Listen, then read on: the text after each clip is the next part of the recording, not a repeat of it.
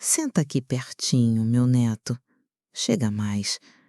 A noite já vai alta e o silêncio desta casa às vezes grita com as vozes do passado.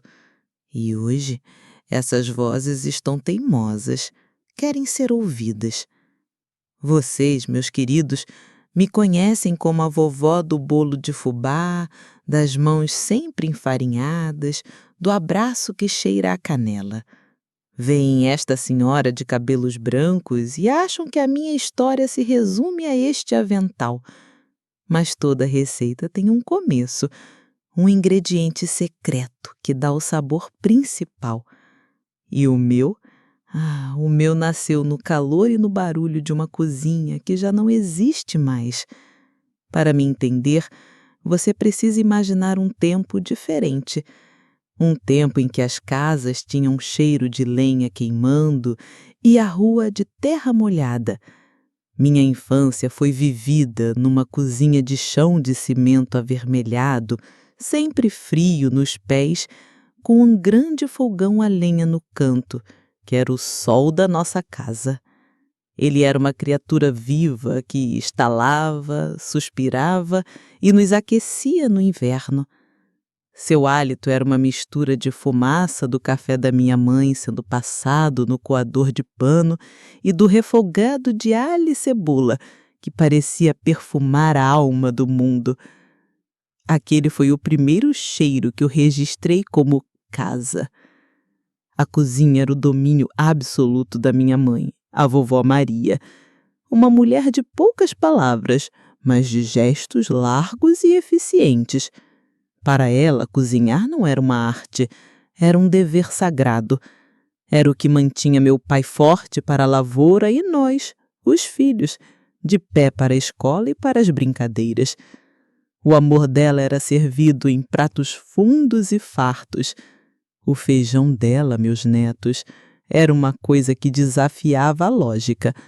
Um caldo grosso, escuro, com pedacinhos de toucinho que derretiam na boca, coroado por uma folha de louro que era a sua assinatura. Ela dizia que o segredo não estava no tempero, mas na paciência de deixar o feijão cozinhar devagar, pegando o gosto de tudo ao seu redor. Minha tia Helena, irmã dela, era o oposto. Se minha mãe era o sal da terra, minha tia era o açúcar. Quando ela nos visitava, a cozinha se transformava numa confeitaria. O ar se enchia de baunilha, de cravo. Suas mãos mais delicadas produziam bolos que eram nuvens, doces de abóbora que brilhavam como joias. Eu cresci entre essas duas forças, entre a necessidade e o deleite. E no meu coração de menina, eu decidi que não queria escolher. Eu queria ser as duas. Eu não era como as outras meninas. Minha brincadeira preferida não era com bonecas, era com panelinhas de barro no quintal, onde eu misturava terra, folhas e flores, criando pratos que só existiam na minha imaginação. Eu era a sombra da minha mãe na cozinha. Sentada num banquinho de madeira, eu assistia hipnotizada ao ritmo da faca dela na tábua, ao balé das suas mãos que mediam tudo no olho, na sensação. Eu era uma metralhadora de perguntas. Mãe, por que o molho de tomate precisa ferver tanto tempo? Para perder a acidez, menina, e apurar o sabor. Comida com pressa é comida sem alma. Ela respondia, sem nunca parar o que fazia. Cada resposta era um segredo revelado, e eu os guardava como tesouros. O maior deles, o que mudou tudo para mim, eu descobri sozinha. Meu pai, o vovô Joaquim, era um homem fechado, de pele curtida e mãos que pareciam casca de árvore. O afeto dele não vinha em palavras. Um dia ele chegou da roça mais vergado que o normal, com uma sombra de dor nos olhos. Minha mãe estava ocupada com um dos meus irmãos que estava com febre. Eu olhei para o meu pai encolhido numa cadeira e uma urgência tomou conta de mim. Eu precisava fazer alguma coisa. Lembrei da polenta cremosa que ele comia com tanto gosto. Corri para a cozinha. Era quase um ato de rebeldia. Eu era pequeno demais. Subi num caixote para alcançar o fubá. A panela de ferro era pesada, quase a derrubei. Com o coração aos pulos, segui os passos que eu tinha memorizado de tanto observar minha mãe. A água ferveu e eu fui despejando o fubá, mexendo. Eu seria a chefe. Minha cozinha virou um quartel-general. Com meu caderno como mapa, e minha mãe e tias como meu exército, definimos um banquete que contaria a nossa história. Tinha o leitão à pururuca, que meu pai amava, a maionese, que era a especialidade da minha mãe, e o meu famoso frango ensopado. A mesa de doces era um pecado, e no centro, o bolo, com 3 andares, que eu mesma confeitei e decorei com flores de açúcar, passando noites em claro. O dia da festa foi a realização de um sonho. Ver todos que amávamos comendo a minha comida, celebrando o nosso amor, foi uma emoção que não cabe em palavras. E quando a festa acabou e fomos para nossa casinha, a nossa primeira casa, eu senti uma paz imensa. Naquela cozinha, agora só nossa, eu cozinhava para ele todos os dias. Eram jantares simples, mas que eram o nosso ritual sagrado. Ali, sobre a mesa, nós partilhávamos o pão e a vida. Eu me sentia completa, amada, realizada. Tinha o meu amor e a minha cozinha. Era tudo o que eu precisava. Naquela paz de recém-casada, eu me sentia a rainha do meu pequeno e perfeito mundo. Mas a vida, em sua sabedoria, sempre guarda uma nova receita. E a minha estava prestes a começar a crescer, literalmente, dentro de mim. A notícia da gravidez chegou como uma brisa suave que, aos poucos, se tornou um vento de mudança. Um cansaço gostoso, um sono que me vencia e uma nova relação com os cheiros que eu tanto amava. Aquele alho fritando, que antes era música para o meu nariz, de repente se tornou um ruído. Foi um tempo de desejos estranhos e de redescoberta do meu próprio corpo. Quando o médico confirmou, a alegria do Roberto foi tão grande que ele me ergueu nos braços e me rodopiou no meio da sala, prometendo ao vento que seria o melhor pai do mundo. E ele foi. Quando o pai de vocês nasceu, num choro forte que anunciou sua chegada, a nossa casa se transformou. Aquele pacotinho de gente redefiniu todas as minhas prioridades. O amor que senti foi algo primitivo, avassalador, e minha cozinha, meu ateliê de arte, se metamorfoseou. O fogão, que antes criava pratos complexos. E que sinfonia, meus netos! Se os primeiros anos com filhos foram uma adaptação, os anos seguintes foram a orquestra completa, tocando no volume máximo, do amanhecer ao anoitecer. A minha casa, antes um refúgio de silêncio e sonhos para dois, transformou-se num epicentro de vida pulsante e caótica. E a minha cozinha... A minha cozinha tornou-se a sala do maestro, o ponto nevrálgico de onde eu regia o dia a dia daquela trupe barulhenta e maravilhosa que era a minha família. As manhãs começavam antes mesmo de o sol pensar em acordar. O primeiro som não era o dos pássaros, mas do meu pé descalço no chão frio a caminho do fogão. O ritual era sagrado. Acender o fogo, colocar água para ferver. O cheiro do café se espalhando pela casa era o meu bom dia para o mundo, o sinal de que a fábrica de Amélia estava oficialmente aberta. Logo em seguida começava a linha de produção. O leite para as crianças, os pães na chapa com manteiga, as frutas picadas. E então o caos se instalava. Era um corre-corre de uniformes trocados, de meias que perdiam seus pares, de mochilas que nunca estavam prontas. Mãe, cadê meu caderno? Mãe, o que tem de lanche hoje? Mãe, ele pegou meu lápis. Eu era uma malabarista. Com uma mão passava café, com a outra ajeitava uma gola de camisa e com a voz tentava apartar uma briga e lembrar todos de escovar os dentes. A cozinha nesse período raramente ficava vazia ou silenciosa. Durante a tarde, a grande mesa de madeira não servia apenas para as refeições. Ela se transformava, virava uma mesa de estudos, coberta de livros, cadernos e lápis de cor. Eu ficava ali, preparando o jantar, e entre uma picada na cebola e uma mexida no feijão, eu ajudava com a tabuada, ouvia sobre o novo amigo da escola, soprava um joelho ralado do jogo de bola na rua.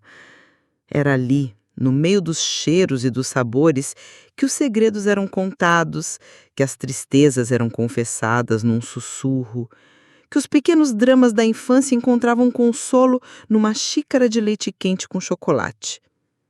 Os aniversários eram os meus grandes espetáculos. Eu passava a semana inteira planejando. O bolo era a atração principal. Para o pai de vocês, eu lembro, a exigência era sempre a mesma. Bolo de chocolate com recheio de brigadeiro e cobertura de granulado. Eu fazia a massa mais fofinha, o brigadeiro no ponto perfeito, que não fica nem duro nem mole demais. E a decoração era uma festa. Eu passava horas enrolando brigadeiros e beijinhos, arrumando-os em forminhas coloridas. A casa inteira ficava com aquele cheiro doce, de festa, de felicidade antecipada. Ver o rostinho dele e depois dos irmãos brilhando na frente daquelas velas acesas era a recompensa por toda a minha canseira. Eu não era chefe de uma cantina famosa, mas naqueles dias eu era a confeiteira mais importante do mundo. E os almoços de domingo, os almoços de domingo eram sagrados. Era o dia em que a família se reunia, às vezes com os avós, tios e primos. A preparação começava no sábado. Eu colocava a carne para marinar, escolhia os legumes, preparava a massa da lasanha ou do macarrão. No domingo de manhã já acordava com o som das panelas e com o cheiro do assado no forno. A mesa era posta com a melhor toalha. E ao meio-dia a casa se enchia. Era uma gritaria, uma confusão de gente falando ao mesmo tempo, de crianças correndo pela sala. E eu, no meio de tudo isso, voltava da cozinha com travessas fumegantes, garantindo que ninguém ficasse com o prato vazio. Naquela época, meus netos, eu não era só mãe e cozinheira. Eu era enfermeira, aplicando compressas em testas febris e passando mertiolate em machucados. Era costureira, remendando calças rasgadas e pregando botões de última hora. Era psicóloga, ouvindo as angústias da adolescência. Era juíza, decidindo quem tinha razão nas brigas infindáveis entre irmãos. Era uma vida de doação integral. Eu não tinha tempo para mim. Não tinha tempo para ler um livro, para sentar em silêncio, para pensar nos meus próprios sonhos, mas na verdade eu nem sentia falta. A minha realização estava ali, no crescimento deles, na saúde deles, na felicidade que eu via nos olhos deles. Os anos, quando a gente está ocupado demais para prestar atenção neles, tem um jeito traiçoeiro de correr. Num dia eu estava ensinando o pai de vocês a andar de bicicleta, no outro ele estava me... Quando a porta se fechou e eu me vi pela primeira vez em mais de 50 anos, completamente sozinha naquela casa. O silêncio que se instalou naquela noite não era o silêncio da paz, era o silêncio do vácuo, da ausência, da perda. Andei pela casa. A poltrona dele estava vazia. O lado dele na cama, frio. Fui até a cozinha. A louça do café servido no velório estava na pia. As panelas guardadas. O fogão apagado.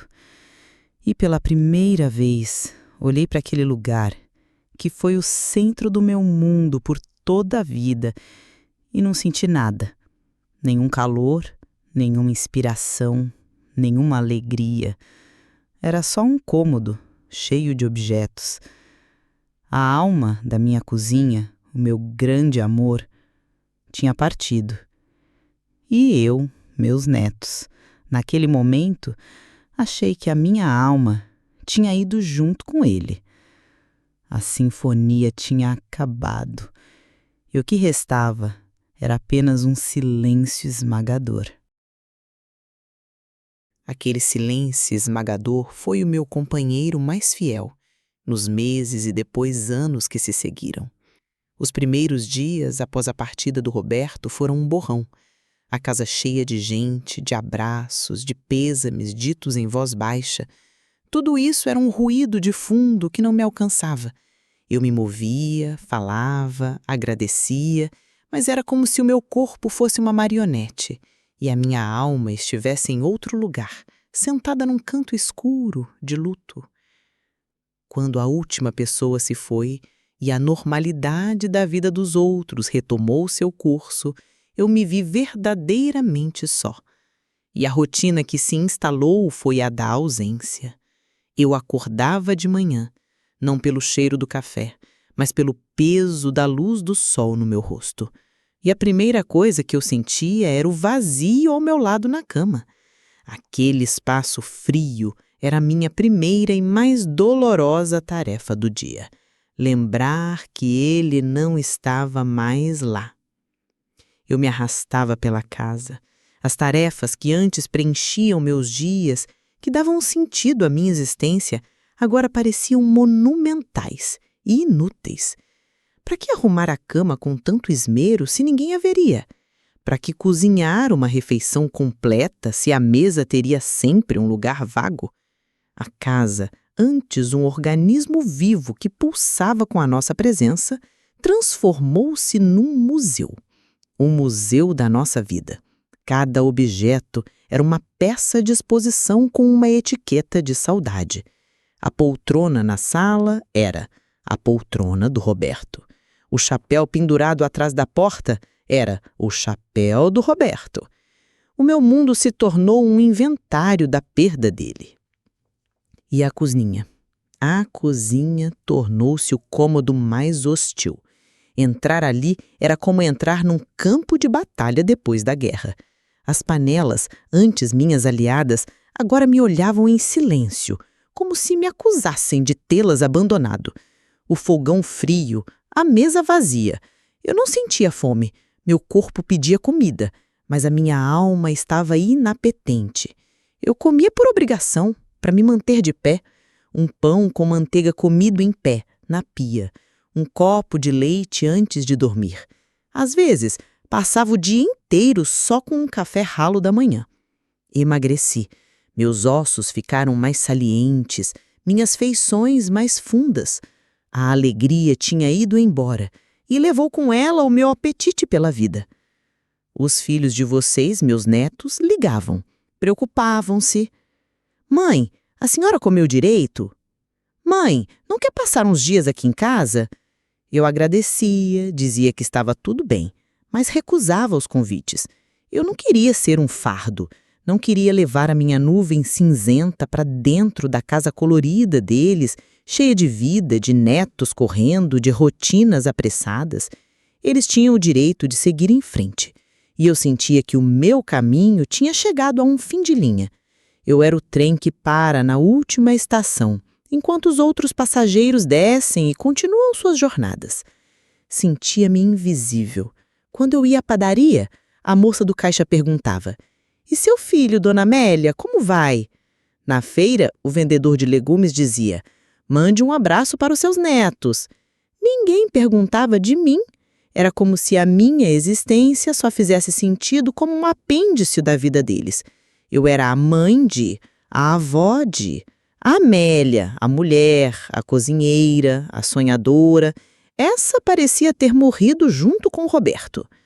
Um ano se passou, depois outro, e a poeira não se assentava apenas sobre os móveis que eu já não tinha mais ânimo para limpar com frequência. A poeira se assentava sobre a minha alma. Meus dias eram preenchidos pelo som da televisão que ficava ligado o dia inteiro, não porque eu assistisse, mas para quebrar o silêncio. Eu via novelas, programas de auditório, jornais, e nada me tocava. As tragédias e as alegrias do mundo pareciam pertencer a um planeta distante. Eu comecei a conversar sozinha, ou melhor, a conversar com ele.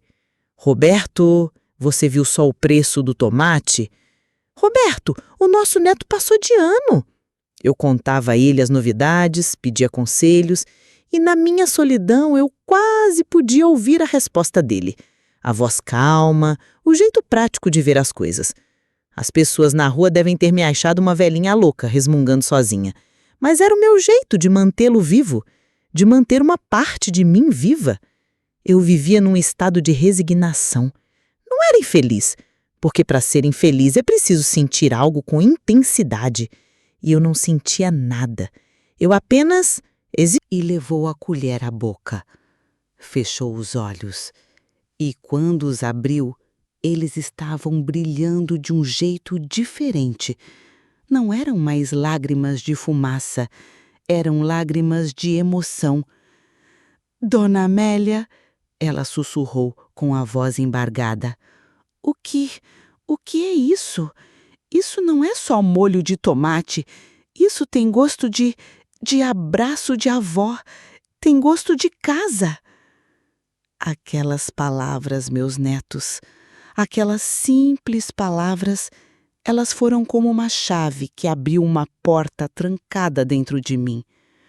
Por anos eu me senti inútil e, de repente, aquela menina, com seus cabelos coloridos e sua cozinha bagunçada, me fez sentir. Naquela noite eu mal dormi. Não foi a insônia vazia de antes, aquela que vinha acompanhada do peso, do silêncio. Foi uma insônia diferente, uma insônia agitada, cheia de pensamentos que corriam como riachos depois de uma chuva forte. Eu me revirava na cama e a cada virada o rosto de Juliana aparecia na minha mente, os olhos dela brilhando ao provar o meu molho. Tem gosto de abraço de avó. A frase ecoava em mim. Um abraço? Há quanto tempo eu não sentia que podia dar um abraço de verdade em alguém? Um abraço que não fosse apenas um gesto de consolo ou de formalidade, mas um abraço que nutria, que dizia algo. Acordei na manhã seguinte com uma sensação que eu não reconheci de imediato. Levei alguns minutos sentada na beira da cama para entender o que era. Era um propósito, uma pergunta no ar. E agora? O dia à minha frente não parecia mais um deserto de horas a ser atravessado, mas uma página em branco. E pela primeira vez em anos, eu senti uma coceira nos dedos, uma vontade de escrever algo nela. Fiz meu café, mas em vez de me sentar em frente à televisão, fiquei parada no meio da minha cozinha. Olhei para as minhas panelas, para o meu fogão. Eles ainda pareciam objetos tristes, cheios de memória. Mas agora eu não sentia mais a hostilidade deles. Sentia uma espécie de melancolia, como se eles também sentissem falta do tempo em que trabalhavam, em que eram úteis. E no meio daquela quietude, uma imagem me veio à mente com uma clareza avassaladora. A caixa de papelão no alto do guarda-roupa. O coração deu um salto. Era uma ideia absurda, loucura de uma velha solitária. Para quê? Para remexer em feridas? Para me frustrar e constatar que a Amélia de antes tinha mesmo morrido? A minha parte racional, a parte que se acostumou à resignação, gritava para que eu deixasse aquilo quieto. Não se iluda, Amélia. Foi só um momento. A vida não volta para trás. Mas a outra parte, a faísca acesa pela Juliana, sussurrava. E por que não? O que você tem a perder? E essa segunda voz, embora mais baixa, era mais teimosa. Com uma determinação que me surpreendeu, arrastei uma cadeira até o meu quarto. Com os joelhos estalando em protesto, subi. O guarda-roupa antigo rangeu quando abri as portas. Lá no alto, no fundo, estava ela, a caixa, coberta por uma camada grossa de poeira, que era o pó do tempo, o pó do esquecimento. Com dificuldade, puxei-a para a beirada e desci da cadeira com ela nos braços. Era pesada. Pesada de papel, pesada de sonhos. Coloquei-a sobre a mesa da cozinha como se fosse um artefato sagrado. Por um instante hesitei em abri-la. Tive medo do que encontraria ali dentro. Medo da mulher que eu fui e que eu não era mais. Respirei fundo e rasguei a fita velha que a lacrava. O cheiro que saiu de dentro foi o cheiro da minha juventude. Papel antigo, um leve aroma de baunilha que tinha impregnado as páginas, o cheiro de tinta e de esperança. E lá estava ele, meu caderno de capa preta. Peguei-o nas mãos, a capa estava gasta nos cantos. Passei os dedos sobre a minha caligrafia de menina, na primeira página. O livro de receitas e segredos de Amélia. Abriu aleatoriamente. Caiu numa página com a receita de pão de batata da vovó. A folha estava manchada de gordura, com anotações nas margens. Sovar bem até a massa fica lisa como pele de bebê. Deixar crescer num lugar quentinho, abraçado por um pano de prato. Folhei mais. A receita da torta de limão para acalmar a alma. O bolo de fubá para tardes de chuva. Cada página era um portal. Eu não via apenas ingredientes e instruções, eu via minha cozinha antiga, ouvia a voz da minha mãe, senti o cheiro das minhas criações. Eu ri sozinha ao ler anotações como não deixar o Roberto ver onde escondo o chocolate bom. Chorei um pouco ao ver a receita que fiz no primeiro aniversário do pai de vocês. Aquele caderno não era um livro de receitas, era um mapa da minha vida. E no meio daquela onda de emoções, um desejo forte, quase uma necessidade física, tomou conta de mim. Havia desafio. Não funciona? Ou será que a cozinheira só está um pouco fora de forma? Dona Amélia, a magia está toda aqui, ela disse, batendo com o dedo no caderno. A sabedoria está toda na sua cabeça. O que está faltando é só um pouco de força no braço e talvez um óculos com o grau certo, ela disse, rindo. E isso a gente arranja. E antes que eu pudesse protestar, ela arregaçou as mangas da sua blusa colorida. Vamos fazer o seguinte, a senhora vai ser o cérebro, a chefe executiva. Vai me dizendo cada segredo, cada truque, e eu vou ser os seus braços e as suas pernas, a sua sous-chefe. O que me diz? Vamos tentar fazer esse pão de batata de novo, juntas? Eu a olhei, atônita. Aquela menina que eu mal conhecia estava me oferecendo não ajuda, mas parceria. Ela não estava com pena da velhinha. Ela estava genuinamente animada com a ideia de resgatar o meu passado. Ela via valor onde eu só via fracasso. E pela segunda vez em 2 dias, aquela faísca teimosa se acendeu dentro de mim. Mas desta vez, ela não estava sozinha. Havia a energia da Juliana para alimentá-la. Olhei para a bagunça na minha cozinha, para o meu caderno aberto, para o sorriso esperançoso daquela menina e pela primeira vez em décadas eu não me sentia sozinha na minha paixão. Tá bem, menina, eu disse, e um sorriso de verdade, o primeiro em muito tempo, brotou no meu rosto. Pegue o avental, a aula vai começar. A nossa cozinha, a partir daquele dia, tornou... Aquele pão de batata foi uma pequena revolução na minha cozinha silenciosa. Ele nos mostrou o que era possível. A partir daquele dia, as nossas tardes se tornaram um ritual sagrado.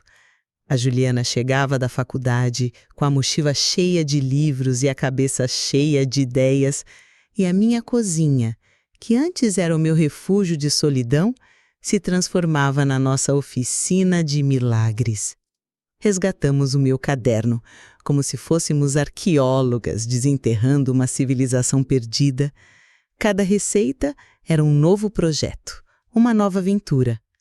Fizemos a torta de limão para acalmar a alma.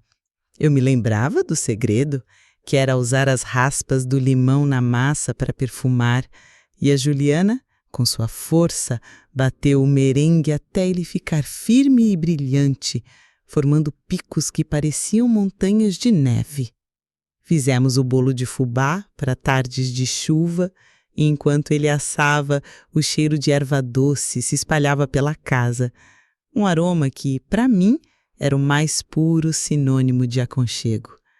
A cada acerto, a cada prato que saía do forno com a cara e o gosto da minha memória, a minha confiança ia, timidamente desabrochando de novo, como uma flor que resistiu a um longo inverno.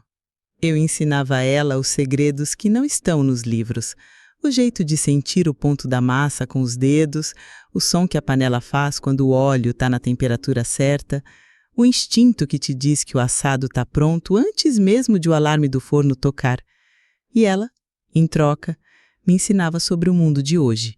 Mostrava-me fotos de pratos em seu celular com decorações que pareciam esculturas. Olha, Dona Amélia, isso se chama desconstrução, ela dizia, me mostrando uma torta toda desmontada no prato. E eu ria. Minha filha, no meu tempo, a gente passava o tempo todo tentando construir as coisas. Que moda mais esquisita essa de desconstruir? Nossas conversas iam muito além da cozinha. Ela me contava sobre suas aulas, seus sonhos, seus amores e desamores de juventude. E eu, pela primeira vez em anos, me senti ouvida. Eu contava a ela sobre o Roberto, sobre a criação dos meus filhos, sobre a vida de antigamente. E ela me ouvia com interesse genuíno, com uma curiosidade que me fazia sentir que a minha história ainda importava. Nós éramos a ponte entre duas gerações, e naquela ponte trocávamos o que tínhamos de melhor, a minha experiência e a juventude dela. Numa tarde, depois de provarmos um ensopado de carne com mandioca que tinha ficado divino, daqueles que o molho fica grosso e a carne desmancha na boca, a Juliana ficou em silêncio por um momento, olhando para o prato com uma expressão séria. E então, ela me olhou com aquele brilho nos olhos que eu já conhecia, o brilho que antecedia uma ideia maluca. Dona Amélia, ela começou devagar. Isso aqui é um crime contra a humanidade. Eu me assustei. Crime, menina? O que eu fiz de errado? O crime, ela disse, apontando o garfo para o prato, é só a gente tá comendo isso. Essa comida é boa demais para ficar escondida na sua cozinha. As pessoas precisam provar a sua arte. Meu coração deu um tropeço. Eu sabia onde aquela conversa ia dar. Que bobagem, Juliana. É só comida. Não é só comida, ela insistiu com a paixão da juventude. É história, é afeto, é magia. A gente precisa dar um jeito de mostrar isso para o mundo. A gente podia fazer um jantar. O pânico me subiu pela espinha como um calafrio. As imagens da minha frustração, do meu pão tijolo voltaram com força. Você enlouqueceu, Juliana? De jeito nenhum. Uma coisa é cozinhar para nós duas, outra, completamente diferente, é cozinhar para os outros, para ser julgada. E se ninguém gostar? E se eu queimar tudo? Eu vou passar a maior vergonha da minha vida, Juliana. Eu sou só uma velhinha que gosta de cozinhar. Não sou uma chefe. A minha voz saiu trêmula, cheia de uma insegurança que eu pensei que já estava superando. Todos os meus medos, toda a minha sensação de invisibilidade voltaram de uma vez só. Eu queria me enfiar debaixo da mesa, mas a Juliana era teimosa como uma mula. Ela segurou as minhas mãos sobre a mesa. As mãos dela, jovens e lisas, as minhas, velhas e manchadas. Dona Amélia, olhe para mim, ela disse, com uma seriedade que eu raramente via nela. Quem está falando em ser chefe? Quem está falando em perfeição? Eu estou falando em partilhar, não é um teste. E eu, na cozinha, me sentia como um bicho acuado. A cada prato que a Juliana levava para a sala, uma parte de mim ia junto. Eu espiava pela fresta da parta, via as pessoas provando o caldinho, Vi as expressões de surpresa, os cochichos. O momento mais aterrorizante foi o do prato principal. Eu mesma decidi levar a travessa com a costela. Minhas mãos tremiam tanto que eu achei que ia derrubar tudo. Caminhei até a mesa, sentindo todos os olhares sobre mim. Coloquei a travessa no centro. A costela estava linda, brilhante, desmanchando. Ninguém disse nada. O silêncio era esmagador. Voltei para a cozinha e me encostei na parede com o coração na boca. Foi um fracasso, pensei. E então ouvi o som mais lindo do mundo. O som de garfos e facas trabalhando. O som de murmúrios de aprovação. Meu Deus, que carne é essa? Amélia, que espetáculo! E espiei de novo. Vi meu filho, o pai de vocês, fechar os olhos ao provar a primeira garfada, como se estivesse saboreando uma memória. E ele olhou na direção da cozinha, me procurando, e no olhar dele não havia surpresa, havia reconhecimento. Quando a porta se fechou atrás do último convidado, um silêncio diferente dos que eu conhecia se instalou na casa. Não era o silêncio do vazio, nem o da solidão. Era o silêncio satisfeito que vem depois de uma grande sinfonia, quando a última nota ainda vibra no ar. Eu me encostei no batente da porta da sala, olhando para a mesa bagunçada, os pratos vazios, as taças com marcas de vinho, os guardanapos de pano amassados, e em vez de ver trabalho a fazer, eu vi o rastro de uma noite feliz. A Juliana se aproximou e parou ao meu lado, igualmente exausta. Ela não disse nada, apenas passou o braço pelos meus ombros. Ficamos ali, as duas, a velhinha e a moça, contemplando a nossa cena do crime. Uma cena de crime perfeita, onde as únicas vítimas tinham sido a tristeza e a monotonia. Então, chefe, ela sussurrou, com um sorriso cansado, acho que a senhora tem um problema. Eu a olhei rindo. Outro problema, Juliana? Sim, ela respondeu. O problema é que todo mundo vai querer de novo, e eu sou a primeira da fila. Caímos na gargalhada. Uma risada gostosa, cúmplice, que ecoou pela casa vazia. Naquela noite, não limpamos nada. Deixamos a bagunça gloriosa para o dia seguinte. Apenas nos sentamos na cozinha, com os pés para cima, e comemos as sobras da sobremesa direto da travessa, com 2 colheres, como 2 meninas travessas que tinham acabado de aprontar a maior arte de suas vidas. E, de fato, era exatamente... A reação na rua foi outra surpresa. O seu Manuel da padaria agora me chamava de chefe. A dona Lourdes, minha vizinha, bateu na minha porta no dia seguinte para pedir a receita do caldinho. As pessoas não me paravam mais só para perguntar dos meus filhos. Elas me paravam para falar da minha comida, para perguntar dos meus segredos. Eu deixei de ser a viúva quieta do número 42. Eu voltei até um nome, uma identidade aos olhos da comunidade. Eu não era mais invisível. E como a Juliana previu, todos queriam mais. A pergunta era constante: quando vai ser o próximo jantar? A ideia de repetir a maratona me assustava, mas a lembrança daquela noite mágica era mais forte que o medo. E a Juliana, com seu entusiasmo contagiante, já tinha um plano. Não vamos fazer disso um negócio, dona Amélia. Vamos fazer disso um evento, um encontro, uma vez por mês. Para poucos, para quem valoriza uma boa história. E foi assim que nasceram os jantares da Dona Amélia. A cada mês uma nova viagem pelas páginas do meu caderno. A cada jantar uma nova mistura de convidados, velhos amigos, novos vizinhos, jovens curiosos. A minha casa, antes um mausoléu de memórias, tornou-se um dos pontos de encontro mais disputados e queridos do bairro. Foi a Juliana também que decidiu que a minha história precisava de uma janela para o mundo. Um dia, ela apareceu com seu computador e me disse: "Vamos criar a sua cantina, a cantina virtual." Eu não entendi nada. E ela me mostrou. Criou uma página simples numa rede social com um nome que me fez chorar: A Cantina no Coração. Ali, ela começou a postar as fotos dos pratos que fazíamos e me pedia para escrever a história de cada um. No começo eu ditava e ela escrevia. Falava da origem da receita, de uma lembrança associada a ela. E as pessoas começaram a aparecer.